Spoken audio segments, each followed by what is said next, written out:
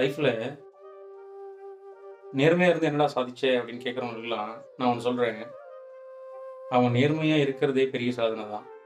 ஏன்னா, பல சந்தர்ப்பங்கள்ல, பல சூழ்நிலையில அவங்க வாழ்க்கையில தடுமாறும்போது, கை தூக்கி விடுறது அந்த நேர்மை தான்.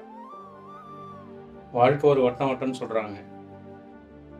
நீ என்ன விதைக்கிறையோ, அத தான் அறுவடை செய்ய முடியும். நீ நல்லது செஞ்சனா, நாளைக்கு உனக்கு நல்லது நடக்கும். நீ இன்னைக்கு கெட்டது செஞ்சனா, பிற்காலத்துல உனக்கு கெட்டது தான் நடக்கும். வாழ்க்கை ஒரு வட்டம்ன்றது சும்மா ஒண்ணும் இல்ல. கடிகார முள் ஒரு வட்டத்துக்குள்ள தான் சுத்தும். நாட்கள் கடந்துட்டே போகும். அந்த மாரி தான், நீ இன்னைக்கு செய்ற நல்லது, பிற்காலத்துல நீ ஏதாவது ஒரு சூழ்நிலை தடுமாறும்போது, கண்டிப்பா உன்ன கை தூக்கி விடும். அதே நீ கெட்டது செஞ்சனா, மறுபடியும் உன்னையே தான் வந்து சுத்தும். ஒரே வட்டத்துக்குள்ள. புரிஞ்சுக்கிங்க. இறப்புக்கு நடுவுல எதுக்கு மத்தவங்க மேல நமக்கு கடுப்பு?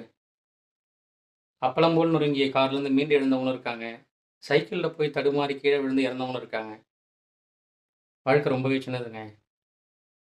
இதில எதுக்கு அடுத்தவங்க மேல ஒரு பொறாமை, காழ்ப்புணர்ச்சி? நேர்மையா வாழ்ந்துட்டு போவோமே! என்னடா சாதிச்சேன்னு யாராவது கேட்டாங்கன்னா, நான் நேர்மையா இருந்திருக்கேன்னு சொல்லிட்டு போங்க.